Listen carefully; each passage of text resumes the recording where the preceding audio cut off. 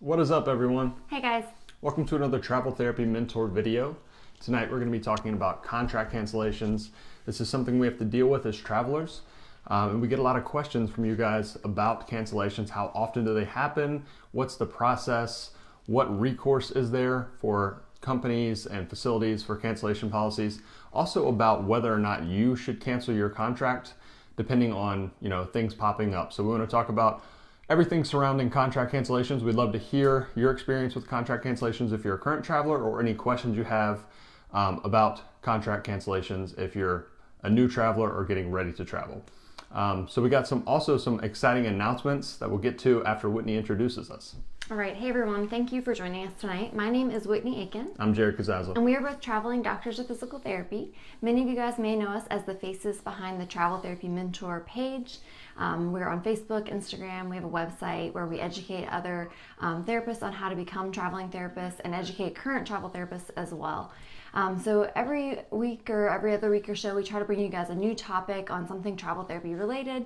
And this is something we've never really touched on specifically, as its own topic is contract cancellation. So we wanted to bring you guys some information on that tonight, since as Jared said, we get a lot of questions. So Jared is going to share our video live in a few groups so that more people can join on with us tonight in the live video. If you guys are tuning in live on Facebook, we would love for you to say hi in the comments. I see Nick is already on and said hello. Hi, Allie. Hi, Armand. Hey, Natalie. Thanks for those of you guys that are joining us live. We'd love to hear if you are a current traveler, if you're someone who's thinking about getting into travel, if you're a student, and we'd love to know if you have had a contract cancellation situation before. We asked this question earlier today in some of our Facebook groups. We have our Travel Therapy Mentors community group and our Healthcare Travelers on Fire group. And we got a lot of great responses there from some of you experienced travelers about all your various stories. So we'll share some of that with you guys tonight and talk about the ins and outs. But as Jared mentioned, we do have a couple quick announcements. We're excited to announce that we have some giveaways coming up in the next week, and then one later this year. We announced this morning on our newsletter. So if you guys are on our newsletter, you received this information. You guys are the first ones to hear about it. If you're not on our newsletter, let us know if you want to join our newsletter and get the most up-to-date information. But our giveaway next week, we're really excited. We're going to do a giveaway on our Instagram page. So if you're not following us on Instagram, we're at Travel Therapy Mentor on Instagram. We just recently reached 11,000 followers on there, so it's a really exciting milestone. Not quite as exciting as 10,000 was. That was pretty neat, that great even number there, but 11,000 is amazing. So we are going to be giving away something later this week, and we'll do an official announcement later this week so you guys can sign up for the giveaway. But what we are going to give away this time is free access for one individual, one therapist, to our comprehensive travel therapy course. This is a course that we launched about a month and a half ago. And this is a course that is going to take you through all of how to become a travel therapist and how to be financially successful as a travel therapist. The regular price for the course is $549. Now we did run a sale when we first launched the course, and we anticipate we might run some sales in the future again.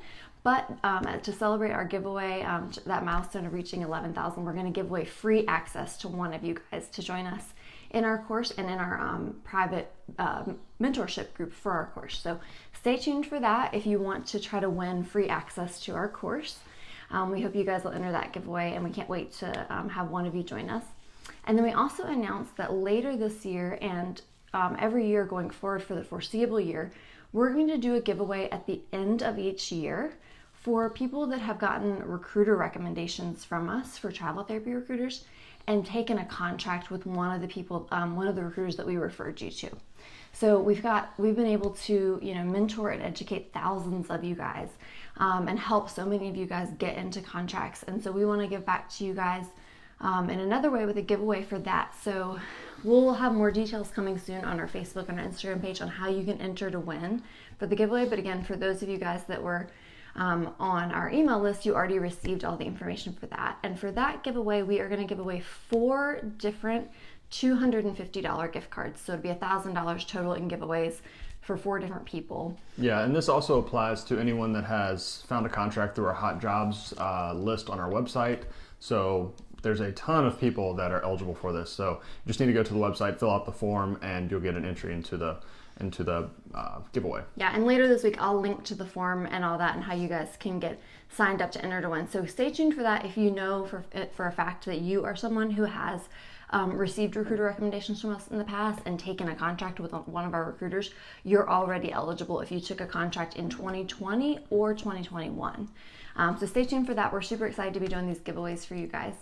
So I see a bunch more of you guys have tuned in live. Hi, Dania. Hi, Kimberly. Hi, Carol. Hey, Jessica. Allie says, good day from Australia. She's doing her quarantine right now, going back and visiting family. So that's awesome, Allie. I hope that your quarantine is going well, and I'm sure you're ready to get out of lockdown. Yeah, for sure. Hi, Gina. Hi, Jennifer. Hey, Jeremy. Jeremy says, getting ready to do my first travel job. That's awesome. Hey, Jennifer. Hey, Nisa. And then I know a lot of you guys will watch this later on the Facebook replay. If you do watch later, we'd love if you type #replay in the comments. And for those of you that will listen later on our podcast, thanks for listening there. Yeah. All right. So getting into contract cancellations, like I mentioned, this is something that all travelers need to be knowledgeable about because cancellations do happen. And, a very common question we get is how often do contract cancellations occur? And the answer is it really depends. There's differences in terms of therapists treating or evaluating therapists versus assistants.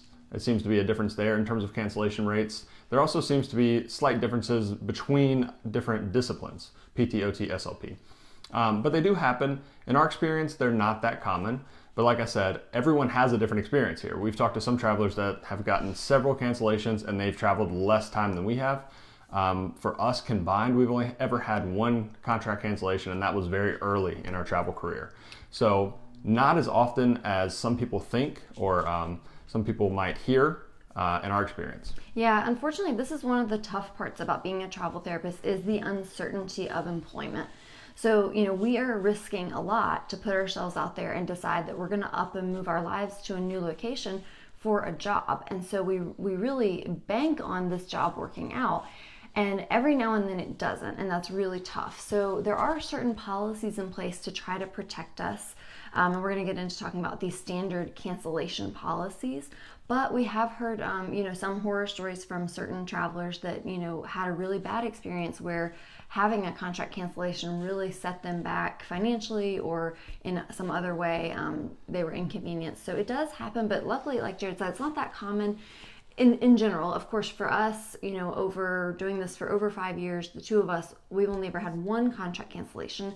And what happened in my situation where I had a contract cancellation is they hired me a few weeks ahead of time. We already had agreed upon the terms of the contract, and I was getting ready to start within a few weeks. And then during that time between when I signed the contract and my start date, they found a permanent therapist to fill that position. Now, I was very fortunate that in my situation, they actually let me go ahead and start on my planned start date. And I had a 30-day cancellation notice in my contract. And they let me start and then let me do a full 30 days. And as we're going to get into talking about, they don't always have to do that if you haven't started yet. So I was really fortunate in that regard. We definitely heard a few horror stories in our groups when we asked this question of travelers who got canceled before they ever got to the contract and they didn't uphold the contract at all. Yeah, one thing to mention here too is if you've, say you're a relatively new traveler and you just started about a year ago, your experience is going to be very different on this because COVID really changed a lot of things. There was a lot of contract cancellations in the beginning of COVID that were unprecedented, I guess. Like they were saying like act of God type things because no one knew what was going on. A lot of travelers, probably over half the travelers on contracts just got cut and let go at that time. So this past year has been definitely an exception. And so if you're a newer traveler, it might seem more uncertain than it really is. But the market's picking back up, things are getting better. I don't anticipate that will continue. That seemed to be just kind of a one-off thing that was unfortunate. Yeah, they pretty much just when COVID hit, I would say 70% of travelers just got cut from their contracts completely. And when we get into talking about kind of what are the rules and what are the policies and whether it's a 30-day notice or whatever it is, in some instances they got cut immediately with COVID and it was really bad. And then some people were scrambling not being paid at all. And some of the companies were saying, we can't help you because we can't just, if the facility's not paying us, we can't pay you. It was really bad. But luckily, we have not heard of that happening in the last several months. So I think that we're past that. I think that all the uncertainty of that part of COVID is gone. I think they've gone back to pretty much what we would consider like the regular rules. So that's good news. Yeah, so the first thing to talk about here too is what is a normal cancellation policy? Like what is a normal length of time if you want to end your contract or the facility wants to end your contract, how long do they usually give you? So in general, the standard is probably 14 days, so 2 weeks, just like most jobs, you give a 2 weeks notice, and that's both on your side and on the employer side, the facility side. We recommend, if at all possible, it's been a little harder over the last year just because there's a lot more uncertainty for both us as travelers and facilities, but we always recommend to try to get 30 days cancellation policy if possible. The reason being, 14 days does not give you a lot of time to find another contract, get things lined up, pack up your life and move if you have to do that to get to a new assignment. 30 days gives you a lot more time and flexibility to find something and get everything ready. So if at all possible, try to get 30 days. We recommend that to everyone. Almost all of our contracts we've ever taken have had a 30-day notice unless we were very confident that, if something happened, we would have another job lined up. And that's even more the case for couples traveling together like us, because if you only have 14 days to find 2 contracts, that can be really difficult. Yeah. So that notice goes both ways. And in some instances, you might be thinking, well, what if I get to a job and I really hate it?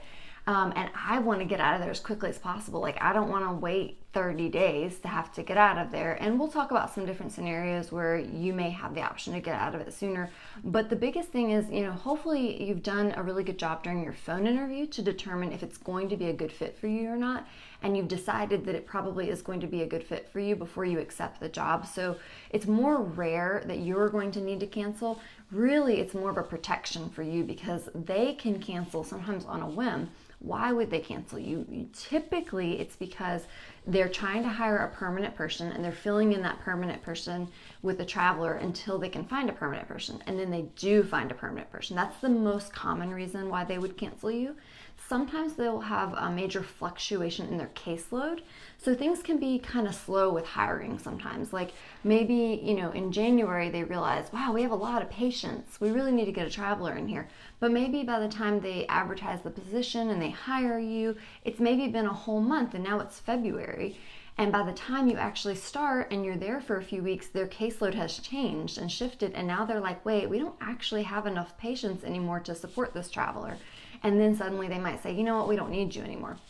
We have had that happen, or we've heard of that happening before, but I would say the most common reason is filling it with a permanent position, permanent hire. And now the third reason would be if things were not going well. For example, if you weren't performing well, if you were not maintaining productivity, if there were some other issues there clinically. Now, of course, this is usually pretty rare. Hopefully, most travelers are doing a pretty good job clinically, or if not, they can work it out without having to have their contract canceled. And usually, if it's a productivity issue, you can usually come to an agreement with the manager, but not always. So we have occasionally heard of someone getting canceled for productivity, but usually, like whenever we've had a productivity issue, we were always able to work it out. We never got canceled because of productivity. Yeah, productivity, you have to remember that it's in your best interest and the facility's best interest to work that out together. So they don't want to bring in a new traveler and train them, and you don't want to have to find a new contract. So most of the time you can work those things out if there's any issues there.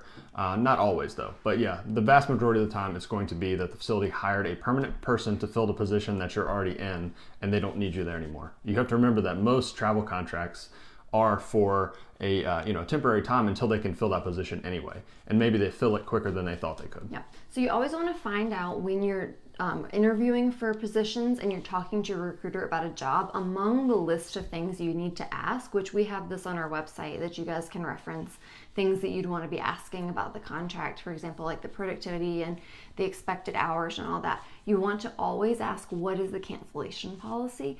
And they don't always write it on the contract, so make sure to ask so you'll know going into it. And if they say there isn't one, we have heard that before. We've heard sometimes they say they can fire you on the spot. That's a red flag. For sure. But typically they'll say maybe 14 days and sometimes 30. If it's 14, you maybe want to ask, would they sway on that? Could we get a 30-day policy written in? I would prefer that. You can always ask. They won't always say yes, but it's good to ask. Yeah, and let's say you interview for a position, it sounds really great. They tell you it's only a 14-day cancellation notice.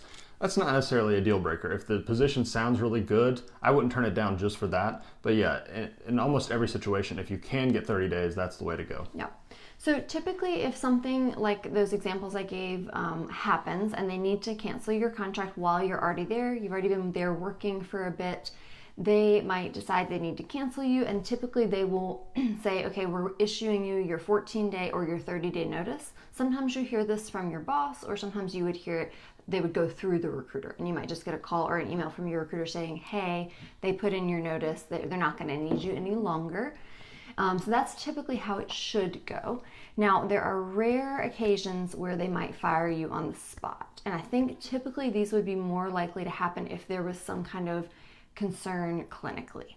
Like if they felt as though you violated something or you did something wrong. I think it's pretty rare for them to cancel on the spot, like the same day, in other reasons. And this is a bit of a gray area because there are situations too where a traveler might cancel on the spot, or, not say basically at the end of the day, I'm not coming back tomorrow. And that might be a situation where there's some ethical issues in the clinic that the traveler is not willing to, be involved in. So that happens both ways, but that is very rare. And usually that does not happen. Yeah. And then as I mentioned, another way that sometimes would happen with me is occasionally they will cancel a contract before you ever get there. Sometimes this isn't the end of the world, but sometimes it is really tough because, for example, if they canceled it and you hadn't even started your move yet, or you hadn't started to set up housing yet, then it's like, oh, well, I guess I'll just find another contract, back to the drawing board. But if you had started to set up your housing already, or you already started to drive across the country, we have heard this happening, and that can be a huge deal. Yeah, that is kind of a worst case scenario in my opinion. If you already have put like a deposit down on somewhere to live and you're driving across the country and you get a call that your contract is canceled, that is an awful situation because now you have to start over, go back home. Hopefully you can get the deposit back. If not, you lose money there and then start looking for a whole new contract, which can take a little while. So that really is a worst case scenario. And there's really, the part that's tough is there's not a great way to avoid that besides asking the right questions on the interview. Like, why do you need a traveler? Are you sure like the caseload is going to be consistent? Those kind of questions to make sure that it sounds like they really need a traveler and they're not going to cancel right before you start. Yeah, it is really tricky to know, but we try to ask a lot of questions, like Jared mentioned, during the interview to really get a feel.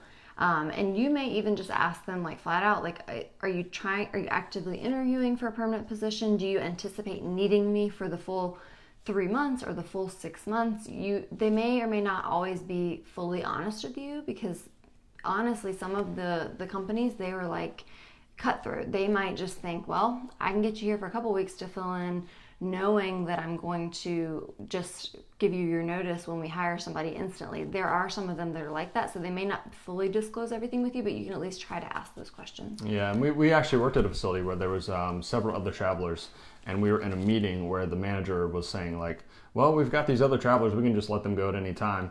They were planning to keep us and let the other ones go, and it was just sad to hear that, like knowing that they really didn't care. They were just trying to save as much money as they could, and they didn't care what happened with the travelers. Yeah, and it really honestly just depends. Like at that facility, they didn't care. They were just like, whatever, it's part of the business. Whereas at the facility where I got canceled, they were actually being really nice to me because Jared was already working there. They needed 2 travelers for a little while, and then they were fortunately, because this is a rural hospital, and they'd been without a permanent therapist for a while for both our positions. So it was actually a really good thing that they were able to hire a permanent therapist. We were happy for them, but they wanted to stay in both of our good graces because if they had just canceled me with no notice, Jared might have put in his notice and we might have just moved on. But they were like, well, we're going to let you work your 30 days and hopefully that'll give you time to figure something else out.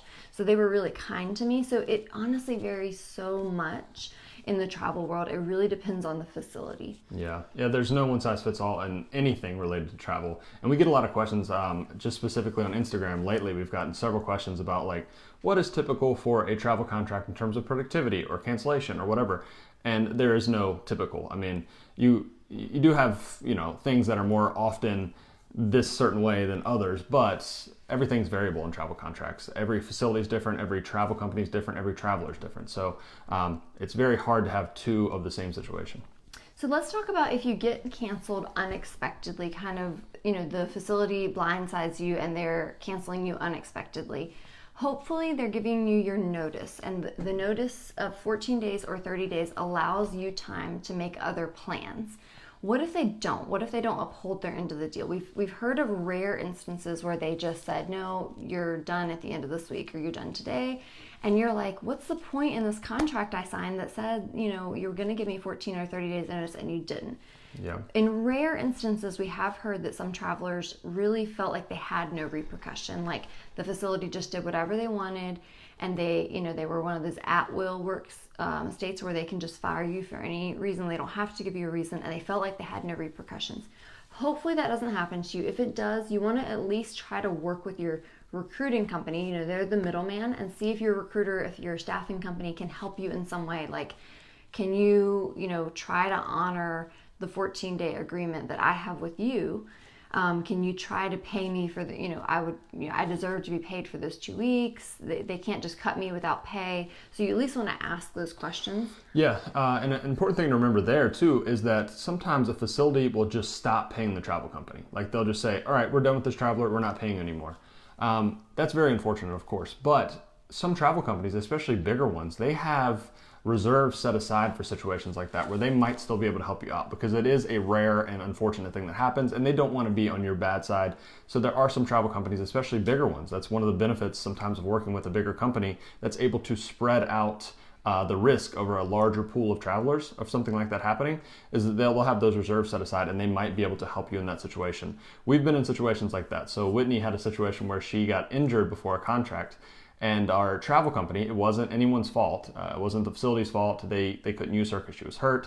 But the travel company still agreed to give her money during that time. Not the full pay, but some money to help with costs and things. And that was, we really appreciated that. I forgot about that actually until I was reading somebody's story on our group earlier today. They were saying that one of the reasons their contract got canceled is they were injured and they weren't able to start the contract. So they obviously had to cancel their contract. I was really lucky that time, again, because Jared was going to be working at the facility and we were already moving there anyway, and they had 2 positions for the both of us. Well, I fell and broke my arm at the end of our prior contract and I wasn't able to start right away. So they were just going to cancel me, but my recruiting company really had my back and they tried to just get them to wait a little longer. So I was able to get them to push back my start date and let me start 4 weeks later. And my travel company still paid me the reimbursements for relocation, and we had bought some scrubs or some clothes for that assignment, so they still reimbursed me for that and a couple other things, even though I wasn't able to get my weekly pay for those first 4 weeks. That I was really lucky that they just didn't cancel me altogether. Yeah. So sometimes these things work out well. You just have to ask and stand up for yourself if those things happen. Yeah, if you guys have any questions or comments, leave them below. We'll go through all those at the end. Also, if you could, please like the video. The more engagement, likes we get, the more people see it, and we always appreciate that. Absolutely. We really appreciate if you hit that thumbs up or that heart button and leave us a comment if you're learning anything or if you have questions. Now, what happens when you get canceled and you need to figure out your next move? Okay, well, hopefully you've received your notice and hopefully you've got your 14 or your 30 days to figure it out, or hopefully the travel therapy company is helping you in some way. I would say the biggest hassle is if you get stuck in housing. This is why we always recommend that when you're trying to set up housing, if possible, try to get a month-to-month lease. Even if you signed a 3-month contract or a 6-month contract or a 9-month contract, if it's a school, try not to get locked into a lease, because sometimes apartment complexes and landlords are unforgiving when it comes to leases. They won't let you break your lease if your contract gets canceled early. Yeah, housing can be a really tough thing on cancellations. And I would say if you run into a situation where you get canceled, especially if it's 14 days and it's kind of a quick turnaround, I would say the very first thing to do would obviously be to contact all the recruiters you're working with and get a feel for what the job market is and if there's any really good prospects for you that are already open. If not, then start having your recruiters look for any contracts within driving distance of where you already are. Because it's always easier to try to take another contract close by, even if it's a little bit of a commute, instead of having to move all your stuff and try to get out of a lease, especially if it's a 3-month lease or something like that. So first, look and see if there's anything open. Consider your housing situation, if you'd be able to move quickly, and then look around the area. And if none of that works, then you have to broaden it and start to look at other options. But always get in contact with all of your recruiters as quickly as possible and see if they have any good prospects for you. Yeah, that's a really good point, because it really depends on at what stage of your contract you're in. What if you're almost done with your contract anyway? You maybe only had just like a month left of your 3 months, and by the time you do your 14-day notice, you're really only ending your contract 2 weeks early. Well, then you might just cut your losses and say, oh, well, I lost 2 weeks of rent, or maybe I'll just take 2 weeks for fun, and I was already looking for my next contract anyway. If it's more towards the beginning of your contract, then you're really screwed when it comes to housing and the scramble for the job search. So yeah, if you can find another job in the same area and not have to move and change your housing situation, awesome. We recently had someone reach out to us in this situation.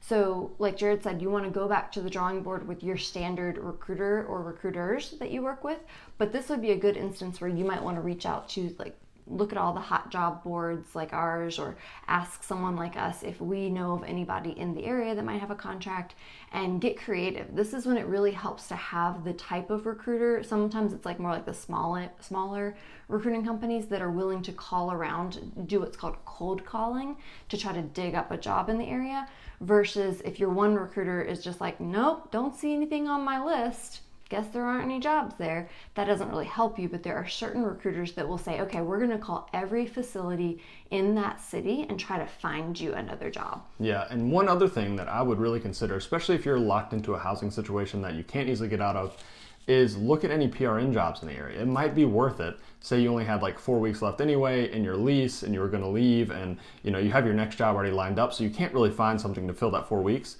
If you can find just a temporary PRN job and stay in that same area and just work, 20 hours a week or something like that, just to make a little bit of money, then sometimes that's a good option too. And so all of these situations are very variable depending on how long into the contract you are, how many jobs are available around the area, what your next job assignment is looking like, if you already have that planned or not. So it's going to vary a lot, but for the most part, the limiting factor is housing. So if you're locked in there. Yeah, and with the housing, hopefully, we always try to be very upfront if we have a landlord situation about the fact that we're healthcare workers. Sometimes they'll be flexible and work with you, and maybe they'll prorate your month or let you end it, or if it's an apartment complex, sometimes they just have a fee you have to pay, but sometimes that could be an entire month's rent. But paying 1 month's rent versus 3 that you're not living there is better than nothing. So yeah, those are your biggest things that you're having to tackle in this situation to try to figure out what your next move is. Yeah. And it can be really stressful, but again, fortunately, it's not that common, but these are some strategies you guys can employ. If anybody's watching that has dealt with this situation before, if you're an experienced traveler, we would love to know what your experience has been with being canceled by the facility, and what the repercussions were. If your recruiting company helped you out, please leave us a comment and let us know. Yeah. So any questions about that? That's pretty much everything to do with if the company cancels. Now let's get into what happens if you want to cancel the contract, and under what circumstances we would recommend doing that.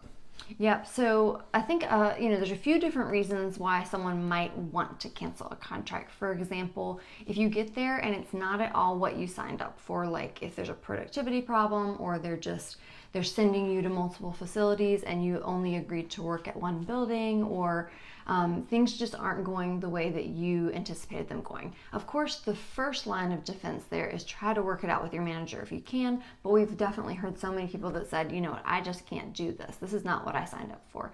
That would be one reason. The other reason would be if it was something unethical. If there was something unethical like Medicare fraud or illegal billing practices and things like that you just absolutely cannot carry on, in your heart of hearts and, within ethical and legal guidelines, that would be a reason that you might want to cancel. Of course, if you have some kind of family emergency come up, a death in the family, or you have some kind of medical emergency or something that prevents you from working, that would definitely be a reason that would come up. I think all of those reasons are very valid for you to consider canceling the contract, or in the case of if you injure yourself and you cannot work, or there's a family member that you just can't make other arrangements, I think those are very valid reasons to cancel. Yeah. So in some situations where we would not recommend canceling, we've gotten some questions about this in the past. Some travelers look at that cancellation notice as just like an out clause. Like, oh, well, I can just cancel at any time. I've got this 2 weeks, no big deal. Don't look at it that way.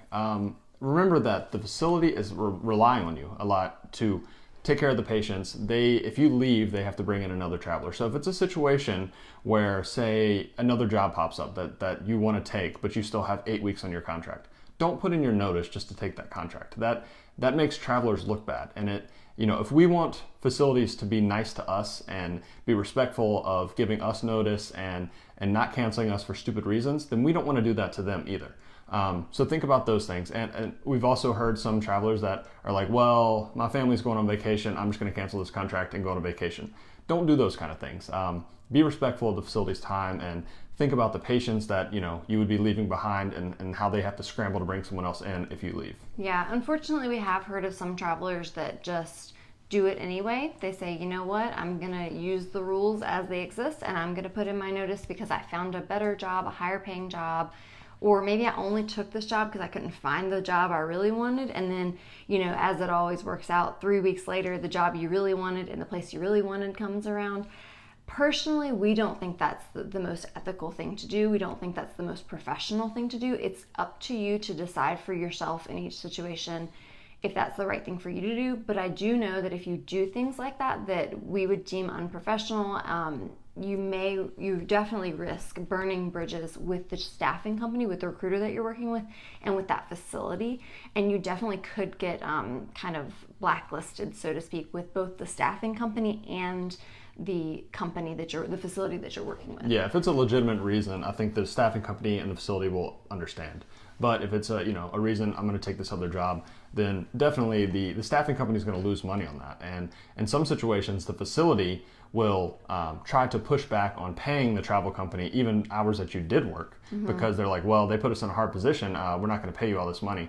And so the staffing company really might not want to work with you after that. And let's say the facility is like a hospital system. The hospital system might not want to work with you after that. So really try to avoid that unless it's a situation where you just can't avoid it. Absolutely. And I think the other situations are a gray area. If it's something that you just you don't really like the facility, you're not getting along with your coworkers, or the productivity is tough, try to work it out if at all possible. If it's 13 weeks, even if it's not the best job, you want to try to make it work, maintain your professionalism and try to work it out with your manager if the productivity is not what you agreed to, and all of those things. Hopefully you can come to an agreement, but we have heard of certain circumstances where after trying everything, they talked to their manager, they talked to their recruiter, they tried adjusting their schedule, none of it was working, they just ultimately ended up canceling. At least you tried, you gave it your best effort, and hopefully you at least maintain good terms with your recruiter in that situation. They understand, okay, I understand why you're having to put in your notice. And again, it's kind of up to you, depending on how bad the situation is, if you feel comfortable to work the 14-day or 30-day notice. However, if it's something where you truly feel it's unethical or illegal, that would certainly be grounds to leave the next day and not return, as long as, again, you voice these concerns to your recruiter and try to maintain good terms with them and explain to them what's happening. And most likely, if it's a situation that bad where you're having to put in your notice on the spot because of ethical things, you would probably be reporting that to Medicare or to whoever for fraud or the unethical situations. Yeah. So those situations don't happen that often, but take those kind of things. If it is a really bad situation, then get out of it. But for the most part, it's more of a gray area, and maybe they're trying to push you for productivity that you don't feel is reasonable. And then in that situation, don't just leave. Don't put your notice in. Try to work it out with the manager first. If you can't work it out with the manager, talk to your recruiter. Say, hey, I'm going to put in my notice if we can't work something out here. And like I said, a lot of times it's in your best interest and their best interest to make it work, so that you don't have to find another contract and they don't have to find another traveler. So a lot of times you can come to an agreement and you don't have to end that contract. Yeah, and I think another gray area can sometimes be family issues. Now, if it's yourself and you're ill or you're injured and you physically can't work, that's pretty obvious. However, if it's a family member who has fallen ill, or you need to go take care of them, or there's a death in the family, Some recruiters and facilities would try to push you to say, no, you can't just leave because of that. And depending on your personal situation, you might say, well, maybe it's something where I feel comfortable just taking a couple of days off to go to a funeral and then return to work. But you know yourself and your family situations best. I don't think that any recruiter is going to push back with you if you genuinely say to them, this is having a major impact on my life. I must go take care of my family first. That is completely within your rights, and I think that any recruiter will understand that as long as you handle it professionally. And again, that would be a situation where you have to decide personally, is this a situation where I have the time to work a 14-day notice, or do I just need to leave tomorrow? Yep, very good points. So we'll go through some questions and comments. If you guys have any questions about any of this, let us know. Yep. All right, so got a few things here. Nikki, hi Nikki, thank you for joining us. Nikki says, I canceled a contract because of a death in the family. I ended up paying a month of rent. It was better than what was in the rental agreement, which would have been over $6,000. Yeah, that's a tough rental agreement.